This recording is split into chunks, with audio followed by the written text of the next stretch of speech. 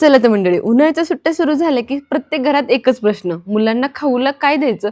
कारण दिवसभर मुलं काही ना काहीतरी खायला मागत असतात. यासाठी एक हेल्दी ऑप्शन तुम्हाला सांगते, ते म्हणजे ज्वारीच्या पिठाच्या खमंग खुसखुशीत चकल्या. आतून अतिशय पोकळ होतात, वरून अतिशय खुसखुशीत होतात. बरं, बनवण्याची पद्धत तर अतिशय साधी, सोपी आणि सुटसुटीत आहे. ज्वारीचे पीठ आणि अमूल बटर या 2 गोष्टींमुळे या चकल्या अतिशय भन्नाट चविष्ट होतात. आता तुम्हाला वाटेल, अमूल बटर कसं काय चकलीमध्ये घालणार? तर चला पुढे तेही सांगते. सगळ्यात आधी परातीमध्ये 2 कप ज्वारीचं पीठ घ्यायचं. पीठ व्यवस्थित चाळून घ्या. ज्वारीचं पीठ मी ते गिरणीमधून आणल्या लगेच चाळून ठेवते, त्यामुळे आता चाळून घेतलं नाही. आता 2 कप ज्वारीच्या पिठासाठी अर्धा कप तांदळाचं पीठ घ्या. तांदळाच्या पिठामुळं आणि त्याचबरोबर चकली आपली अजिबातही तुटत नाही, त्यामुळे तांदळाचं पीठ अर्धा कप आवर्जून घाला. आता यामध्ये पाव चमचा हळद, 1.5 चमचे लाल तिखट, त्याचबरोबर 2 ते 3 चमचे पांढरे तीळ, 1 चमचा जिरे आणि 1 चमचा ओवा घालून घ्यायचा. ओवा आणि जिरे हातावरती छानपैकी चोळून घाला, यामुळे फ्लेवर त्याचा छानपैकी बाहेर येतो. त्यानंतर घालायचे चवीप्रमाणे मीठ. इथे तुम्ही चकलीचा मसालासुद्धा घालू शकता. जर तुमच्याकडे चकलीचा मसाला असेल तर तोही आवर्जून घाला. परंतु या घरच्या बेसिक मसाल्यांमुळे सुद्धा चकली अतिशय भन्नाट अशी टेस्टी होते. मीठ घालून झाल्यानंतर आपलं हिरो इन्ग्रेडियंट यामध्ये घालून घेऊयात, तो म्हणजे अमूल बटर. फक्त 2 ते 3 चमचे अमूल बटर यामध्ये आपण वापरणार आहोत. परंतु यामुळे चकली आपली खुसखुशीत होते आणि फ्लेवर अतिशय छान येतो. अमूल बटरऐवजी घरचं लोणी जर असेल ना, तर ते घाला, त्यामुळे सुद्धा फ्लेवर छान येतो. चला आता अमूल बटर या पिठामध्ये छान मिक्स करून यामध्ये कोणतंही गरम कडकडीत तेल वगैरे काही वापरायचं नाही. फक्त अमूल बटर, तेही रूम टेम्परेचरचं वापरायचं आणि पिठाला बटर आवर्जून छानपैकी हाताने चोळून लावून घ्या. कारण जर तुम्ही यामध्ये कडकडीत गरम तेल घातलं ना, तर तुमची ही चकली तेलामध्ये घातल्याबरोबर विरघळणार आहे.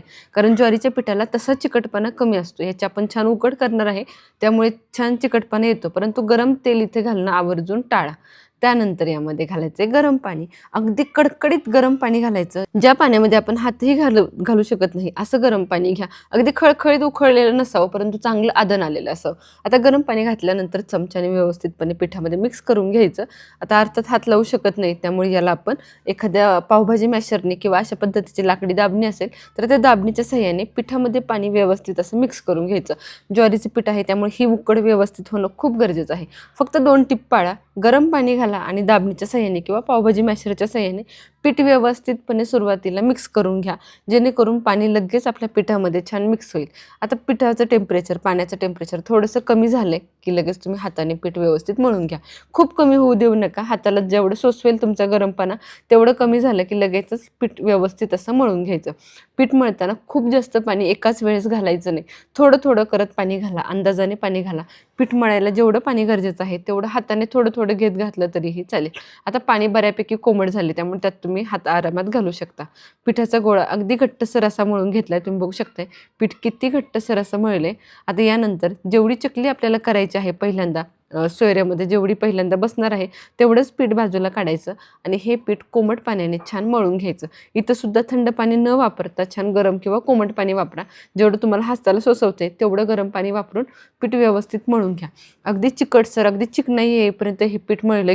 या छोट्या छोट्या टिप्स जर तुम्ही फॉलो केल्या ना, तर भाजणीच्या पिठापेक्षाही अतिशय टेस्टी आणि खुसखुशीत अशी आपली ही ज्वारीच्या पिठाची चकली तयार होते. चला, पीठ तुम्ही बघू शकताय किती सुंदर असं मऊ लुसलुशीत झाले. अगदी सहजपणे याची आपली चकली तयार होणार आहे. दोन्ही पिठांमध्ये तुम्ही फरकही बघू शकता. अगदी छान मळलेलं पीठ अगदी चकाकीदार झाले आणि दुसरं पीठ मात्र थोडंसं ठिसर दिसते. ते सुद्धा पीठ आपण ज्यावेळेला सोयऱ्यामध्ये घालायचे त्याआधी छान मळून घेणार आहोत. परंतु पीठ आपल्याला व्यवस्थित झाकून ठेवायचं आहे. आता सुरुवातीला हा छान गोळा उभा लांबट करायचा आणि सोयऱ्यामध्ये घालून घ्यायचा. तुकडे तुकडे करून पीठ सोयऱ्यामध्ये घालू नका, नाहीतर चकली आपली तुटते किंवा त्यामध्ये एअर तयार होते आणि चकली व्यवस्थित होत नाही. त्यामुळे छान असा गुळगुळीत गोळा करायचा उभा आणि तो या सोयऱ्यामध्ये घालून घ्यायचा. हाताने छान दाबायचा आणि वरून सोयरा व्यवस्थित लावून घ्यायचा. बरं, सोयऱ्यामध्ये चकली घालताना जी काही चकलीची जी ताटली आहे त्याची खरबुडीत बाजू आहे ती बाहेर काढा आणि गुळगुळीत बाजू आहे ती आतमध्ये ठेवा, यामुळे काटे छान येतात. आता राहिलेले पीठ झाकून ठेवायचं, जेणेकरून ते गार होणार नाही आणि व्यवस्थित असं ते आपल्याला नंतर चकली बनवता येईल. तेल गरम करायला ठेवूयात आणि एका ताटाला मी इथे व्यवस्थित तेल लावून घेतले. आपल्याला ताटावरती या चकल्या करायच्या, ताटावरती किंवा एखाद्या प्लेटवरती तुम्ही करू शकता, जेणेकरून चकली तुम्हाला व्यवस्थित तेलामध्ये सोडता येईल. पेपरवरती किंवा एखाद्या तेल न लावलेल्या भांड्यावर जर केलं तर चकली कदाचित खाली चिटकू शकते. त्यामुळे आवर्जून तेल लावलेल्या अशा स्टीलच्या ताटावर, प्लेटवर करून घ्या. आता चकली करताना सुरुवातीला आतलं एक वेढा घेतल्यानंतर हलकासा बोटाने दाबून घ्या, जेणेकरून तो सुटणार नाही. आणि त्यानंतर चकली तुम्हाला किती मोठी किती लहान हवी त्यानुसार चकली छान गोल अशी करून घ्यायची. इथे मी मीडियम आकाराच्या चकल्या करते, खूप मोठेही नाही आणि खूप लहानही नाही. ज्वारीच्या पिठाच्या चकल्या बऱ्याच वेळेला करताना सगळ्यांना टेन्शन असतं की चकली घालताना ती तुटते की काय. परंतु पीठ जर तुम्ही व्यवस्थित मळून घेतलं, पिठामध्ये तांदळाच्या पिठाचं प्रमाण जर अगदी योग्य असं ठेवलं, तर तुमची चकली अजिबातही तुटणार नाही. तुम्ही बघू शकता आपली चकली अजिबातही तुटली नाहीये आणि कुठेही त्याला तडा गेलेला नाहीये. अगदी सहजपणे चकली आपल्याला करता आली आहे. बरं, चकली करताना एकदम खूप जास्त चकल्या करू नका. ज्वारीचं पीठ आहे त्यामुळे लगेच ते कोरडं पडणार आणि चकली तुटणार. त्यामुळे जेवढ्या चकल्या तुमच्या एका वेळेस तेलात बसतात तेवढ्याच चकल्या तुम्ही करा आणि लगेच तेलामध्ये सोडायला घ्या. आता तेल छान गरम झालं की यामध्ये छोटासा पिठाचा तुकडा घालून पिठाचा घातलेला तुकडा लगेच वर आला की समजायचं तुमचं तेल अगदी व्यवस्थित असं तापले. परंतु तो वर आल्याबरोबर लगेच जर लाल होत असेल तर तेलाचं टेम्परेचर तुमचं खूप जास्त आहे असं समजा. त्यावेळेस तेलाचं टेम्परेचर थोडं कमी करून घ्या. किंवा घातल्या जर लगेच वरच येत नसेल तरी तेलाचं टेम्परेचर कमी आहे, थोडंसं तुम्ही तेल गरम करून घ्या आणि त्यानंतर चकली घाला. चकली घातल्यानंतर लगे पलटी करायची नाही, त्याला छान आकार पकडू द्यायचा, शेप पकडू द्यायचा आणि त्यानंतर पलटी करायची आणि मीडियम फ्लेमवरती चकली व्यवस्थित भाजून घ्यायची. चकली भाजताना कधीही अगदी लो फ्लेमवर किंवा अगदी हाय फ्लेमवर भाजायची नाही. अगदी लो फ्लेमवर भाजली तर चकली तुटू शकते, विरघळू शकते किंवा खूप जास्त तेलकट होते. आणि खूप हाय फ्लेमवर तळली तर मात्र चकली आतमध्ये पूर्ण कच्ची राहते, बाहेरनं मात्र कलर पकडते. अशा वेळेस अगदी मीडियम फ्लेमवरती चकली छान तळून चकली तळताना खूप वेळा आलटी-पलटी करायची गरज नाही. फक्त 2 ते 3 वेळा तुम्ही पलटी करून चकली तळून घेऊ शकता.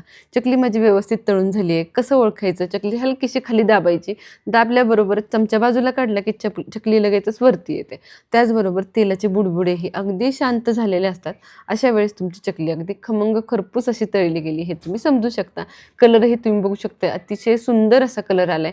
त्यामुळे मीडियम फ्लेमवर चकली तळणं खूप गरजेचं आहे. तेलाचं टेम्परेचर जसं पीठ आपण मळताना काळजी घेतो तसंच तेलाचं टेम्परेचर व्यवस्थित असणं सुद्धा गरजेचं असतं चकली बनवायला. याच पद्धतीने मी इथे सगळ्या चकल्या छान करून घेतलेत. 2 कप ज्वारीचं पीठ आणि अर्धा कप तांदळाचं पीठ होतं. एवढ्या कमी पिठामध्ये सुद्धा अगदी डिश भरून चकल्या झाल्यात. तुम्ही बघू शकता किती क्वांटिटी छान झाली आहे. अगदी आरामात या पद्धतीने तुम्ही अगदी किलो 2 किलोच्या सुद्धा चकल्या आरामात बनवू शकता. चकलीचं एकसारखी अशी झाली आहे, एकही चकली तुटली नाहीये आणि अजिबातही चकल्या या तेलकट झालेल्या नाहीयेत. त्यामुळे या तेलकट न होणाऱ्या चकल्या मुलांना तुम्ही आरामात देऊ शकता. एक चकली तोडूनही तुम्हाला दाखवते आतमध्ये किती पोकळ झाली. आतमध्ये अशा पद्धतीने पोकळ चकली झाली की समजून जा तुमची चकली अगदी परफेक्ट अशी झाली आहे. त्यामुळे तळताना जर व्यवस्थित काळजी घेतली तर अशा पद्धतीची पोकळ चकली तुमची तयार होते. ही चकली अगदी महिनाभर सुद्धा तुम्ही साठवू अजिबातही त्या मऊ पडत नाहीत किंवा अगदी तुम्हाला वाटत असेल की चकली खूप दिवसांनी खूप वातट होते किंवा काही, असं काही होत नाही. कितीही दिवस राहिलं तरी तेवढ्याच खुसखुशीत होतात. काटेही तुम्ही बघू शकता अतिशय काटेरी अशी चकली आपली तयार झाली.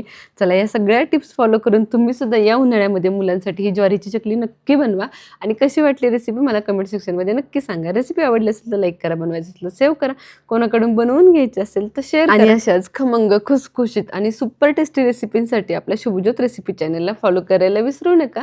तुम्हाला जर भाजणीची चकली बघायची असेल तर तेही आपल्या पेजवर आहे. दिवाळीच्या रेसिपींमध्ये तीही दाखवली आहे, तीही जाऊन नक्की बघू शकता. भेटूया पुन्हा एकदा अशाच टेस्टी